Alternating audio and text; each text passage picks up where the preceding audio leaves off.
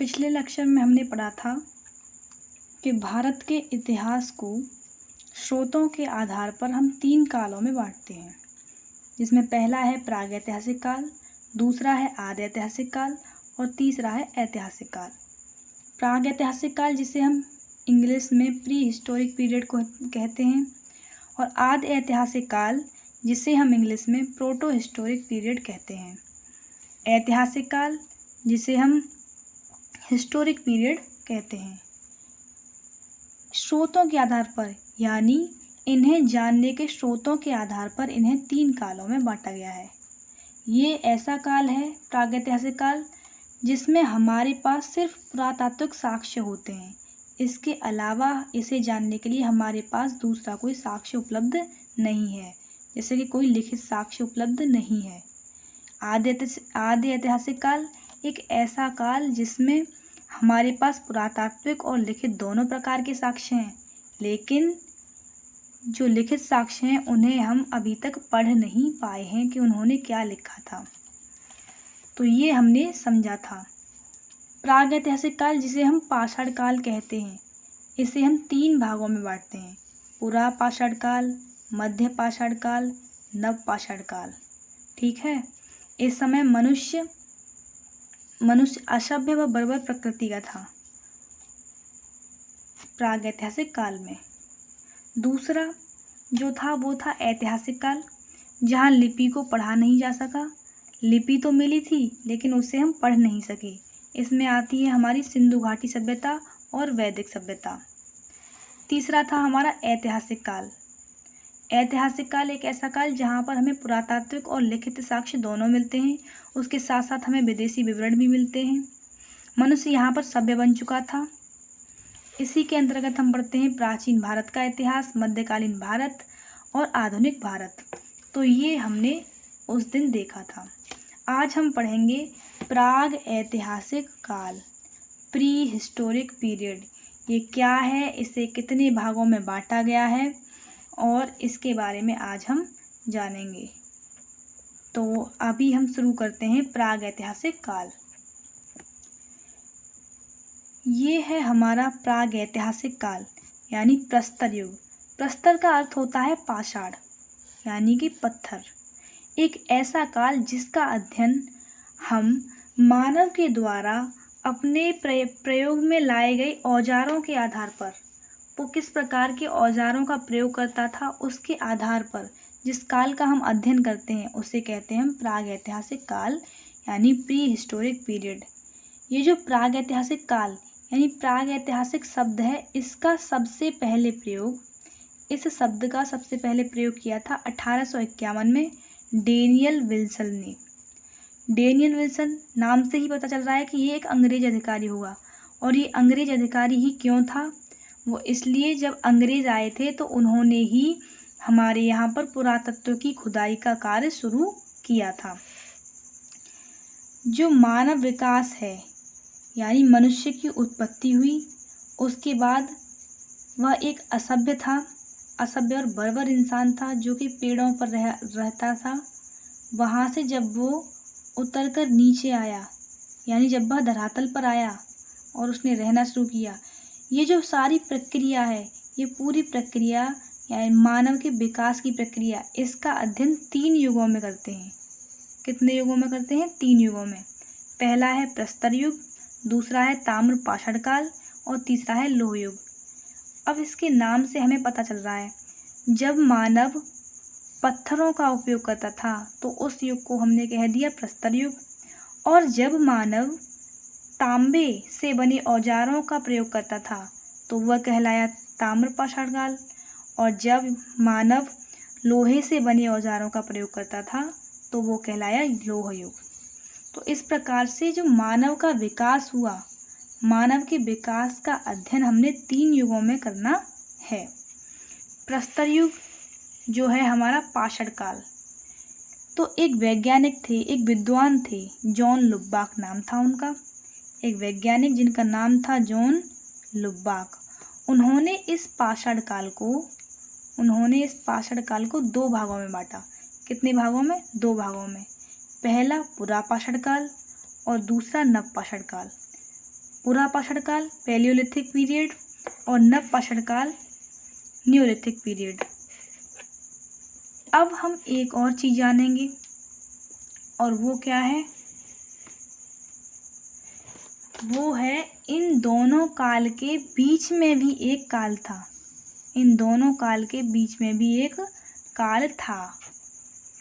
इन दोनों काल के बीच में जो काल था उसे हम कहेंगे संक्रमण काल। उसे कहा जाएगा संक्रमण काल।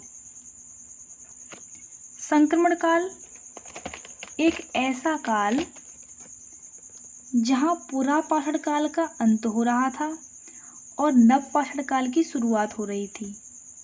पुरापाषाण काल का तो अंत हो रहा था और नवपाषाण काल की शुरुआत हो रही थी। उसका इन दोनों के बीच का काल कहलाया संक्रमण काल, जिसे नाम दिया गया मध्यपाषाण काल। जॉन लुबाक ने तो इसे दो भागों में बांटा था, पुरापाषाण काल और नवपाषाण काल। लेकिन आगे चलकर इसके बीच एक और काल आ गया, वो था मध्यपाषाण काल। इसको भी इनके बीच में गिना जाने लगा। तो इस प्रकार से आज पाषाण काल के 3 भाग हैं। पहला पुरापाषाण काल, दूसरा मध्यपाषाण काल और तीसरा नवपाषाण काल। लेकिन जॉन लुबाक ने सिर्फ 2 भागों में बांटा था, पुरापाषाण काल और नवपाषाण काल।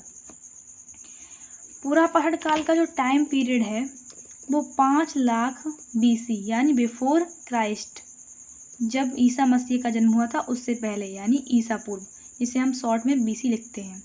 5 लाख ईसा पूर्व से 10,000 ईसा पूर्व तक इसका समय काल था।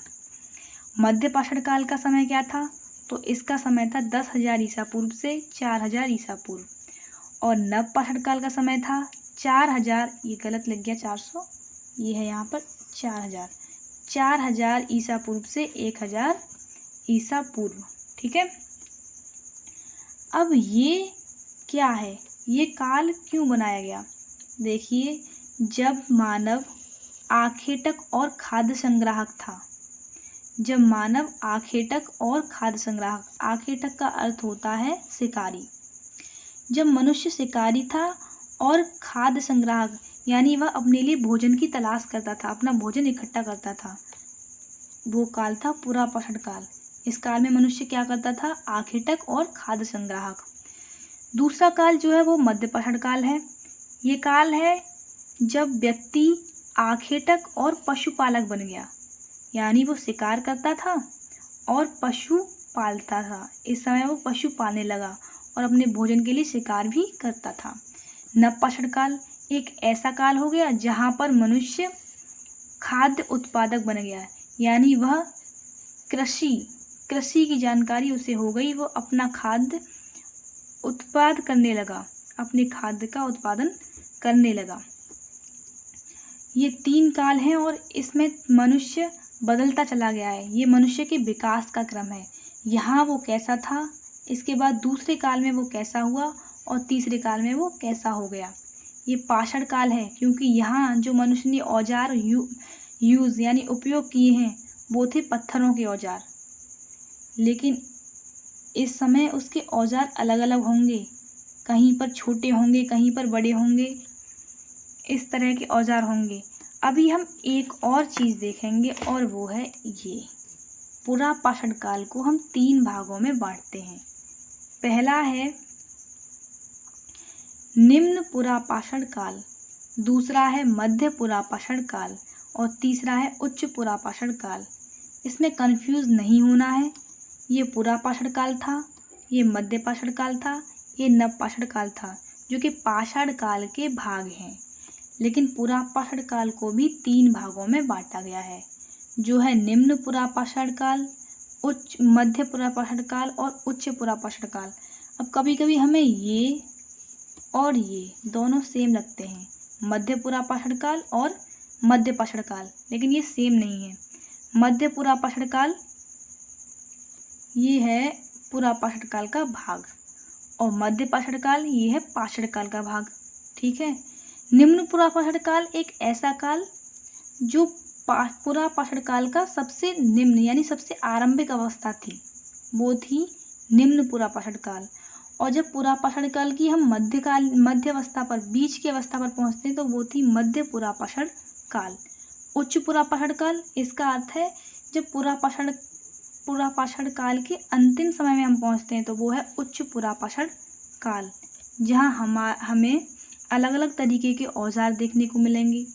इन सभी कालों में जब मानव शुरुआत में था तो कैसा था, उसके बाद वह फिर आगे बढ़ता है तो वो कैसा हुआ, और उसके बाद जब वह और आगे बढ़ता है तो वह कैसा था। क्योंकि हम पढ़ रहे हैं मानव विकास का अध्ययन। मानव जब मानव की उत्पत्ति हुई, ये मानव है, ये रहा मानव। जब मानव की उत्पत्ति हुई तब वह कैसा था और इसके बाद वह कैसे सभ्य बनता चला गया, ये हम यहाँ से यहाँ तक पढ़ेंगे। पहले मानव पेड़ों पर रहता था, यहाँ पेड़ों पर रहता था। कंदमूल फल, सुना होगा, कंदमूल फल खाकर अपना गुजारा करना, वो यही था। ये पहले अपने भोजन की तलाश में घूमता था, भोजन की तलाश में भटकता था और ये शिकार करना सीखा और इसने जानवरों को मारना शुरू किया। ये मैं क्या बना रही हूँ, एक जानवर बनाते हैं। ये क्या बन गई, बतख। बतख है या चिड़िया? चिड़िया है, ये चिड़िया बन गई। इसकी आँख भी है, ये रही। इसने पशु पक्षियों को मारना शुरू किया और उससे अपना ये भोजन इकट्ठा करने लगा। इसके बाद ये धीरे धीरे बहुत कुछ सीखता गया और आखिरकार इसने खाद्य का उत्पादन करना सीख लिया। इसने कृषि करना सीख लिया। एक शिकारी से और एक खाद्य संग्राहक से ये खाद्य उत्पादक के रूप में बदल गया। ये इसका सफ़र था, एक मनुष्य का एक सफ़र था ये। तो इसी को हमें पढ़ना है। पाषाण काल के हमने भाग देखे, अब इसमें हम पढ़ेंगे आगे पाषाण काल के जो 3 भाग हैं, पुरापाषाण काल, मध्य पाषाण काल, नवपाषाण काल। इससे पहले हम जानेंगे पुरापाषाण काल के 3 भागों के बारे में। तो चलिए उन्हें हम देखते हैं। तो ये है पुरापाषाण काल। 25 लाख ईसा पूर्व से लेकर 10,000 ईसा पूर्व तक इसका टाइम पीरियड था। पाषाण काल का टाइम पीरियड था 25 लाख ईसा पूर्व से लेकर के 10,000 ईसा पूर्व तक। इसको हम 3 भागों में बांटते हैं, जैसा कि अभी हमने पीछे पढ़ा। इसको 3 भागों में बांटते हैं। इसको 3 भागों में बांटने का आधार क्या है, तो इसको 3 भागों में हम 2 आधारों पर बांटते हैं। पहला है पत्थरों के औजारों के स्वरूप के आधार पर। इस काल में जब हम देखेंगे तो पत्थरों के औजारों का स्वरूप बदलेगा। औजार किससे बने हुए हैं? पत्थरों से, इसीलिए तो ये पाषाण काल है। तो इस काल में औजारों का स्वरूप बदलेगा, इसीलिए हम इसको 3 भागों में बांटते हैं। और दूसरा जलवायु में होने वाले परिवर्तन के आधार पर। तो इस काल में जलवायु में परिवर्तन भी होगा, जिसके आधार पर इसे 3 कालों में बांटा जाएगा। तो ये है सबसे पहला निम्न पुरापाषाण काल। सबसे पहला है निम्न पुरापाषाण काल। ये यहाँ 25 लाख ईसा पूर्व से लेकर 50,000 ईसा पूर्व तक इसका टाइम पीरियड है। दूसरा है मध्य पुरापाषाण काल, जिसका टाइम पीरियड है 50,000 से 40,000 ईसा पूर्व। ये भी ईसा पूर्व ही है, 50,000 ईसा पूर्व से 40,000 ईसा पूर्व। उच्च पुरापाषाण काल, जिसका टाइम पीरियड है 40,000 ईसा पूर्व से 10,000 ईसा पूर्व। यहाँ लिख देते हैं इसको, 40,000 ईसा पूर्व से 10,000 ईसा पूर्व, ये इसका टाइम पीरियड है। तो सबसे पहले हम देखेंगे निम्न पुरापाषाण काल। इसको हम पूर्व पुरापाषाण काल भी कहते हैं। निम्न पुरापाषाण काल का दूसरा नाम है पूर्व पुरापाषाण काल। तो इसमें कंफ्यूज नहीं होंगे कि पूर्व पुरापाषाण काल क्या होता है और निम्न पुरापाषाण काल क्या होता है। इस टाइम पर जो मनुष्य था, जो मानव था, वो शिकारी था और खाद्य संग्राहक था। हालांकि ये पुरापाषाण काल पूरे पुरापाषाण काल में ही मनुष्य शिकारी और खाद्य संग्राहक होगा। मनुष्य का ये जो रूप है वो परिवर्तित नहीं होगा। इसमें पूरे टाइम में जो मनुष्य होगा वो शिकारी होगा और खाद्य संग्राहक होगा, जो कि यहाँ इसके 3 पार्ट हैं। इन तीनों पार्टों में ये ऐसा ही रहेगा। इसमें परिवर्तन आएगा, किस चीज़ में परिवर्तन आएगा? तो परिवर्तन आएगा इसके औजारों में। तो मानव शिकारी और खाद्य संग्राहक था, यानी वो कृषि करना नहीं जानता था, पशुपालन नहीं जानता था, वो सिर्फ एक शिकारी और खाद्य संग्राहक, यानी वो कच्चा मांस खाता था और उसे कुछ टाइम के लिए संरक्षित भी कर लेता था अपने पास। दूसरा, आग से परिचित था। ये जो मनुष्य था निम्न पुरापाषाण काल का, वो आग से परिचित तो था, लेकिन आग का प्रयोग कैसे करते हैं वो ये नहीं जानता था। जैसे जंगलों में लगने वाली आग, जंगलों में जब आग लग जाती थी तो वो उसे देखता था, यानी वो परिचित तो उससे हो गया, लेकिन उसका प्रयोग कैसे करना है वो ये नहीं जानता था, इसीलिए वह कच्चा मांस खाता था। अब आते हैं हम यहाँ मध्य पुरापाषाण काल। तो जो मध्य पुरापाषाण काल है, इसमें भी मानव शिकारी था और खाद्य संग्राहक था, यानी मानव की प्रवृत्ति में तो कोई चेंज नहीं आया, कोई परिवर्तन नहीं हुआ। इसे फलक संस्कृति कहा जाता है। इसे क्या कहते हैं? फलक संस्कृति। फलक संस्कृति इसके उपकरण के आधार पर, इसके औजारों के आधार पर कहते हैं। तो इसे हम आगे पढ़ेंगे जब हम पहला पढ़ लेंगे। तीसरा, उच्च पुरापाषाण काल। यहाँ भी मानव शिकारी और खाद्य संग्राहक था, लेकिन एक परिवर्तन हुआ। जो मनुष्य का आधुनिक रूप है, होमो सेपियंस मानव, उसका उद्भव हुआ, यानी मनुष्य में के रूप में, स्वरूप में परिवर्तन हुआ। होमो सेपियंस मानव की यहाँ उत्पत्ति हुई थी उच्च पुरापाषाण काल में। तो अब हम निम्न पुरापाषाण काल के उपकरण देखेंगे। तो निम्न पुरापाषाण काल के उपकरण क्वार्टजाइट पत्थर से बने होते थे। ये पत्थर जो था जिससे वो उपकरण बनाते थे, वो पत्थर था क्वार्टजाइट, जिसे हम स्फटिक पत्थर बोलते हैं। तो ये क्रॉड उपकरण होते थे। तो ये औजार होते कौन से थे? एक पेबल, दूसरा चॉपर एवं चॉपर और चॉपिंग, और तीसरा था हैंड एक्स एवं क्लीवर। ठीक है, तो ये 3 तरह के औजार थे। पहले पेबल औजार होते थे ऐसे, यानी बिल्कुल गोल पत्थर जो होता है ऐसे। चॉपर एवं चॉपिंग औजार कैसे होते थे? तो वो होते थे एक तरफ से अगर इस पर हम धार बना दें तो ये हो गया चॉपर, और अगर दूसरी तरफ से भी हम इसको काट दें, इसको धार बना दें इस पर, तो ये हो गया चॉपिंग। हैंड एक्स यानी हस्त कुठार, और क्लीवर, ये होते थे यहाँ के औजार। जो हैंड एक्स है, हस्त कुठार, वो मानव द्वारा सबसे प्राचीन उपकरण है, मानव द्वारा बनाया गया सबसे प्राचीन उपकरण है हैंड एक्स। तो अभी हम यहाँ देखते हैं जो ये मध्य पाषाण काल है, मध्य पुरापाषाण काल, दोनों में फ़र्क है। ये मध्य पुरापाषाण काल है जो कि पुरापाषाण काल का भाग है, और मध्य पाषाण काल का भाग है। तो यहाँ पर जो उपकरण होते थे वो भी क्वार्टजाइट पत्थर से बने होते थे, लेकिन इस पत्थर के साथ साथ मनुष्य ने जैस्पर, चर्ट एवं एंगट नाम के पत्थर का प्रयोग वो करने लगा। तो यहाँ तो जो पत्थर थे वो क्रॉड उपकरण थे। क्रॉड उपकरण यानी जो पत्थर का मेन भाग होता था उससे वो औजार बनाता था। जैसे कि ये है पत्थर, और अगर हमने इधर से काटा एक तरफ से तो वो चॉपर बन गया, फिर भी वो पत्थर के मेन भाग का यूज़ कर रहा है।